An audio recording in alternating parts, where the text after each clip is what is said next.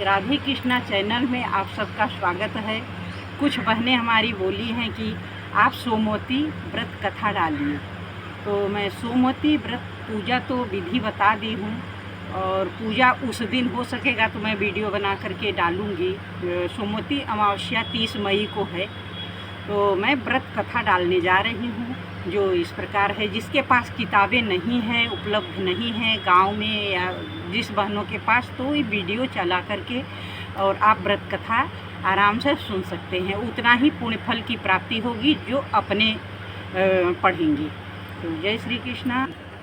सोमवती अमावस्या कथा, व्रत कथा। सूत जी बोले कि सरसैया पर पड़े हुए पितामह भीष्म जी के समीप जाकर धर्मात्मा युधिष्ठिर प्रणाम करके हितकारी वचन बोले। युधिष्ठिर बोले, भीमसेन के कोप से मुख्य कौरव मारे गए।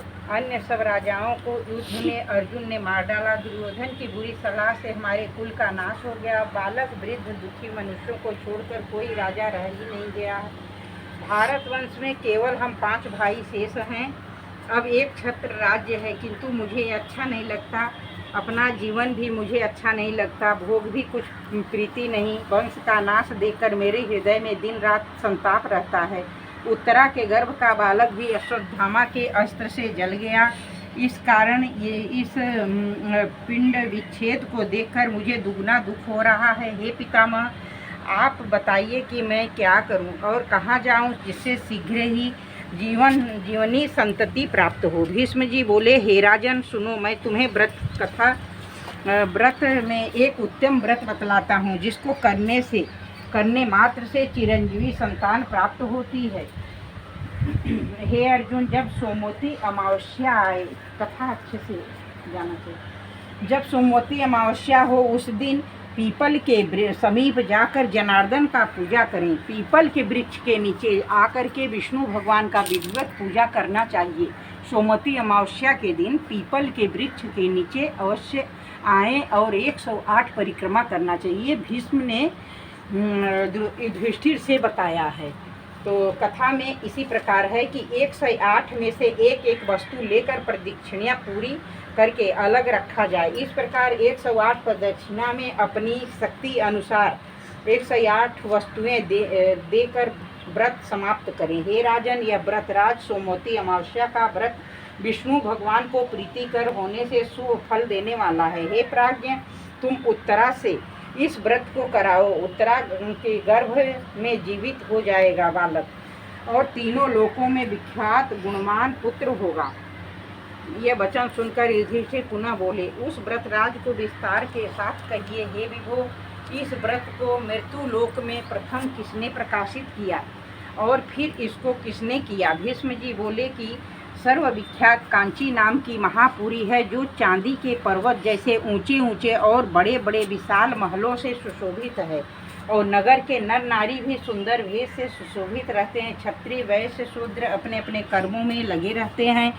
रूप और चातुरी में प्रवीण वेश्याओं से वह नगरी उसी प्रकार शोभित है जैसे कि कुबेर की अलकापुरी, इंद्र की अमरावती। अग्नि के समान तेजोमय महापुरी रत्नों से भरपूर। वहाँ बड़े बड़े पराक्रमी रत्नसेन नामक राजा था। उसके राज्य में एक विख्यात देवस्वामी नाम का ब्राह्मण वास करता था। उसकी रूप लावण्यवती धनवती नाम की सुंदर स्त्री थी। उस लक्ष्मी रूपी स्त्री जैसा नाम था वैसा ही उसमें गुण भी था।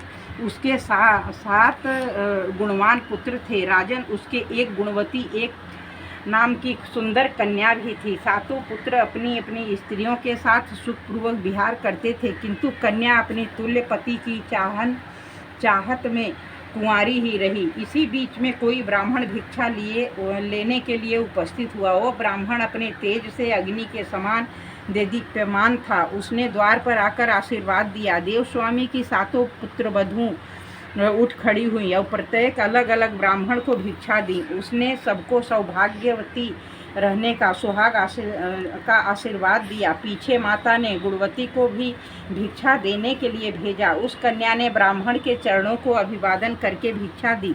ब्राह्मण ने उसे आशीर्वाद दिया कि सुबह तुम धर्मवती हो। इस आशीर्वाद को सुनकर गुणवती घर में चली आई और उस ब्राह्मण ने जो आशीर्वाद दिया था अपनी माता को सुनाया। उस आशीर्वाद को सुनकर माता धनवती पुत्री का हाथ पकड़कर द्वार पर आई और ब्राह्मण को पुत्री से फिर से प्रणाम कराया, किंतु फिर भी उस ब्राह्मण ने वही आशीर्वाद देकर उन्हें संतोष दिया।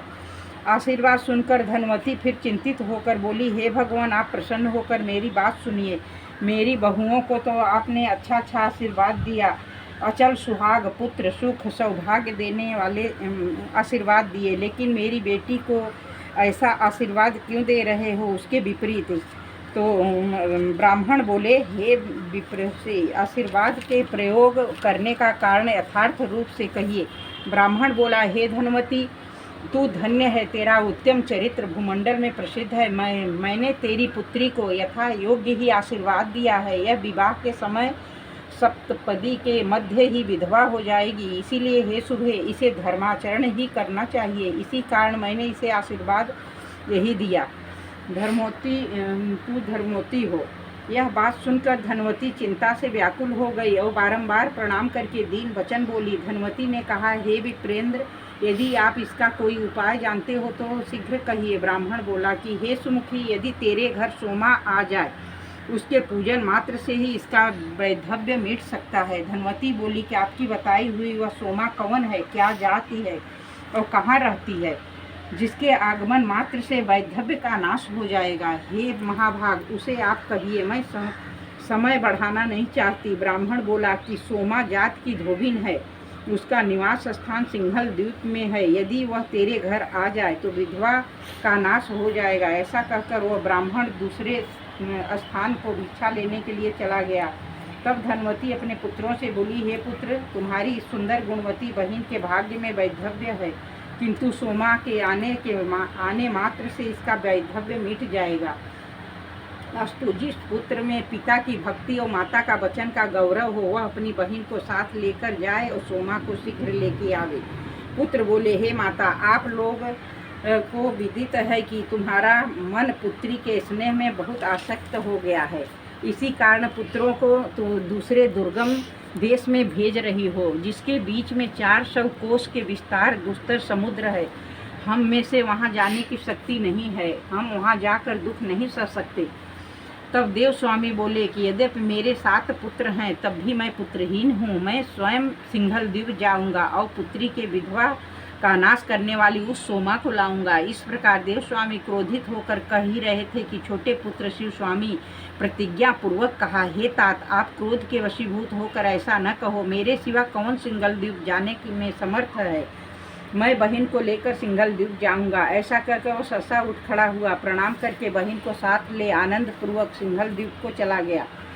और ब्राह्मण पुत्र कुछ ही दिनों चलकर समुद्र के किनारे पहुंच गया और वहां समुद्र पार करके वह प्रयत्न करने लगा। वहां पार करने के लिए प्रयत्न करने लगा। उसने एक अत्यंत विशाल वट वृक्ष देखा, जिसकी खोखले में गिद्धराज के बच्चे सुखपूर्वक बैठे हुए थे। उस वृक्ष के नीचे बैठकर उन दोनों भाई बहन ने उस दिन को बिताया। गिद्ध के बच्चे के लिए भोजन लेकर आया और उन्हें पकड़कर भोजन कराने लगा, किंतु बालकों ने गिद्ध से भोजन न लेकर उसे नीचे गिरा दिया। तब गिद्ध चिंता से व्याकुल मन में उन बच्चों से पूछने लगा कि हे पुत्रों, तुम भूखे होकर भी भोजन क्यों नहीं कर रहे हो?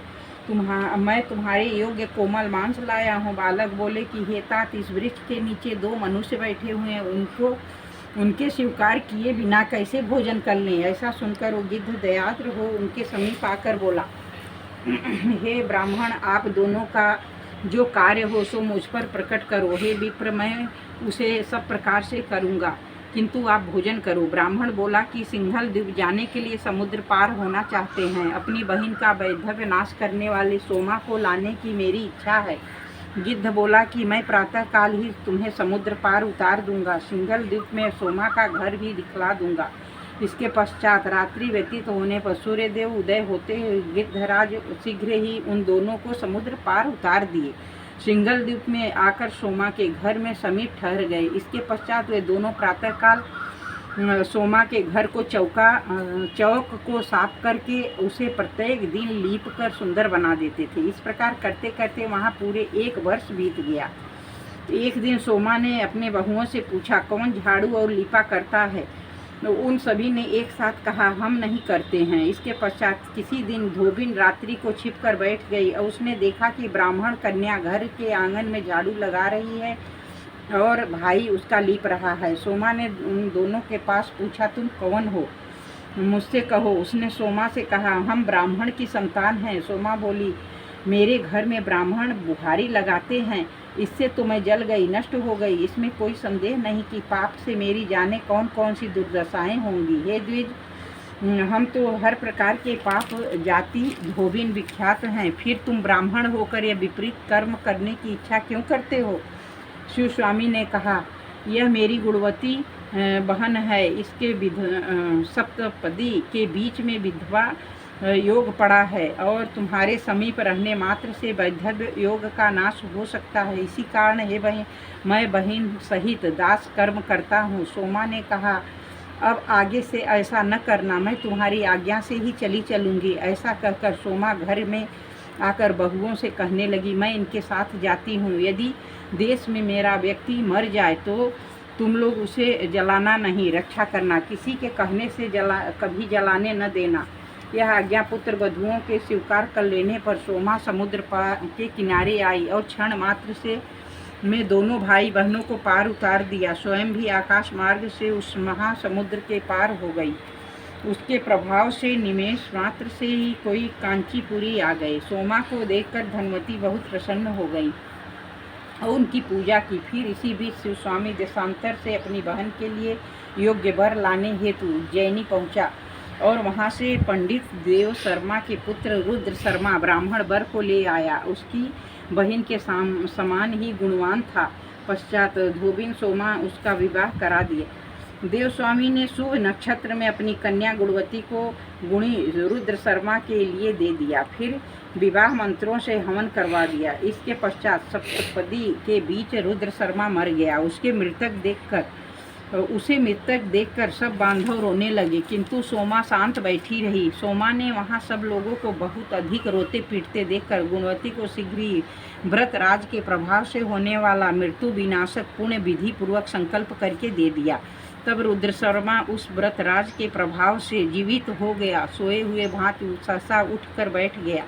इस प्रकार विवाह कार्य में निवृत्त हो व्रतराज को बतलाकर धनवती ने आज्ञा ले सोमा अपने घर चली। इस प्रकार पूर्ण काम सोमा धोबिन मृत ब्राह्मण को जीवित करके प्रसन्नता से भरी अपने घर को गई। इसी बीच सोमा के घर पहले उसके लड़के मरे, उसके स्वामी मरा, उसका जमाता भी मर गया। मार्ग में आते हुए उस समय मृतकों को जिलाने वाली सोमवार युक्त अमावस्या तिथि आ पड़ी। उस दिन सोमा ने जल के समीप किसी एक बूढ़ी स्त्री को देखा जो रुई की बोझ से दबी दुखित हो रही थी। वृद्धा बोली कि हे पुत्री, मेरे सिर पर जो रुई का बोझ है उसे उतार दो, मैं बोझ से अत्यंत दुखित हो रही हूँ। सोमा बोली कि हे वृद्धे, आज सोमवार युक्त अमावस्या तिथि है, आज मैं रुई को स्पर्श नहीं करूँगी, यह नियम कर लिया है। फिर उसने मूल से के भार से युक्त स्त्री को देखा। उसने भी कहा, हे पुत्री, इस मूल का बड़ा भारी बोझ है, इसे उतार दे, तनिक ठहर जा। तो सोमा बोली, आज मूल और तूल को कदापि नहीं छू सकती। इसके पश्चात नदी के किनारे उत्पन्न एक सुंदर पीपल के वृक्ष के समीप जाकर उस महाभागा ने स्नान किया और विष्णु भगवान की पूजा करके शक्कर लेकर 108 प्रदक्षिणाएं की। भीष्म जी बोले, जब उसने शक्कर हाथ में लिए 108 प्रदक्षिणा पूरी की, तभी उसके जामाता पति पुत्र सब जीवित हो गए और वह नगर लक्ष्मी से व्याप्त हो गया। विशेषकर उसका घर धन धान्य से अधिक परिपूर्ण हुआ। अब वह महाभागा सोमा अपने घर आई, अपने पति पुत्र जामाता को जीवित देखा। वह सब कुछ जानती थी, परंतु उन सबको पाकर कित हो गई। सब बहुएं उस तपस्विनी को प्रणाम करके पूछने लगी। बहुएं बोली, हे देवी, तुम्हारे पति जामाता पुत्र इत्यादि बांधव जो मर गए थे वो कैसे जीवित हो गए, कैसे मृत्यु को प्राप्त हुए थे, यह कहो। सोमा बोली, मैंने गुणवती को व्रतराज का पुण्य दे दिया था, उसी के फल से पति जामाता पुत्र मृतक हुए। हे बंधुओं, मैंने तूल ही छुआ और न मूल का ही स्पर्श किया और पीपल के नीचे विष्णु भगवान की पूजा करके प्रदक्षिणा की। वहाँ मैंने शक्कर हाथ में लेकर 108 प्रदक्षिणाएं कि उसी के प्रभाव से पति, जामाता और पुत्र जीवित हुए। तुम सब इस व्रत राज को विधि पूर्वक करो, इससे कभी वैधव्य नहीं होगा बल्कि सदैव सौभाग्य रहेगा। सोमा ने व्रतराज को अपनी बहुओं से कराया। इस प्रकार पुत्र पौत्रों सहित उसने बहुत से भोगों को भोगा और सब परिवार सहित विष्णु लोक को गई। भीष्म जी बोले, हे युधिष्ठिर, यह व्रत मैंने तुम्हें विस्तार के साथ सुना दिया। युधिष्ठिर बोले, व्रतराज का महात्म्य और विधि क्या है? हे भीष्म जी, इस व्रत को स्त्री या पुरुष किसे करना चाहिए, भी विस्तार से कहिए। विस्तार से कहिए। रोक दो। भीष्म जी बोले, हे युधिष्ठिर, यदि सोमवार युक्त अमावस्या हो तो पुण्य काल देवताओं को भी दुर्लभ है। व्रत करने वाला प्रातः काल उठकर मौन हो जलाशय में स्नान करे। इसमें विशेष यह है कि मौन रह करके ही परिक्रमा करना चाहिए, मौन हो करके ही स्नान करे। स्नान करके व्रत करने वाला रेशमी वस्त्र धारण करे। फिर कुरुनंदन पीपल वृक्ष के समीप जाकर उसके मूल में मंत्रों के द्वारा विष्णु भगवान की पूजा करे। यह विष्णु भगवान की पूजा मंत्र का अर्थ है कि हे व्यक्त और अव्यक्त स्वरूप वाले, सृष्टि, स्थिति और संहार के कर्ता, आदि मध्य और अंत से रहित विष्णु भगवान, आपको नमस्कार है। इस प्रकार पीले वस्त्र, अक्षत, फल, अनेक प्रकार के पुष्प और भक्ष्य भोज्य से गोविंद का विधि पूर्वक पूजन करें। हे पांडव, फिर आगे कहे हुए इस अस्वस्थ हुत मंत्र से पीपल का पूजन करें। यह अस्वस्थ की पूजा का मंत्र है। मंत्र का अर्थ है कि हे अग्नि के वास स्थान और गोविंद के सदैव आधारभूत अस्वस्थ, मेरे संपूर्ण पापों को हरो। हे वृक्षराज, तुम्हें नमस्कार है। हे अस्वस्थ, तुम मूल में ब्रह्म स्वरूप, मध्य में विष्णु रूप और अग्रभाग में शिव रूप हो। तुम्हें बारंबार नमस्कार है। इस प्रकार पूजा विधि समाप्त करने के पश्चात प्रदक्षिणा करें। मोती, सोना, चांदी, हीरा, मणियों को लेकर और कांसे के पात्र तथा तांबे के पात्र में भक्ष्य पदार्थ भरकर अलग अलग एक एक पात्र उठाकर पीपल की प्रदक्षिणा करें। जब तक 108 प्रदक्षिणा पूर्ण न हो तब तक प्रदक्षिणा करता रहे और फिर वह द्रव्य गुरु को दे दे। इसके पश्चात सोमा की संतुष्टि के लिए सुहासिनी, सुहागिनी स्त्रियों का पूजन करें और ब्राह्मणों को अन्न दे। फिर स्वयं मौन होकर भोजन करें। हे राजन, यह मैंने व्रत राज की विधि तुमसे कह दी। द्रौपदी, सुभद्रा और उत्तरा से इस व्रत को कराओ। उत्तरा के गर्भ का बालक अल्प समय में ही जीवित हो जाएगा। युधिष्ठिर जी बोले, जो स्त्री थोड़ी संपत्ति वाली हो वह बिना स्वर्ण के क्या करे, तो वह इस व्रत का पूर्ण फल कैसे प्राप्त कर सकती है, सो कहिए। भीष्म जी बोले, हे पांडव, फल, पुष्प, भक्ष्य पदार्थ, लड्डू, पेड़ा इत्यादि और वस्त्रादि के द्वारा प्रदक्षिणा करने से भी पूर्ण फल की प्राप्ति होगी। हे नरेंद्र, विष्णु भगवान के इस व्रत के प्रभाव को तुमने ध्यानपूर्वक सुना है। पति, पुत्र, धन और कुटुंब के कुशल क्षेम की इच्छा रखने वाली स्त्री को इसे शीघ्र ही करना चाहिए। इसमें कोई अतिशयोक्ति नहीं है। जय श्री राम।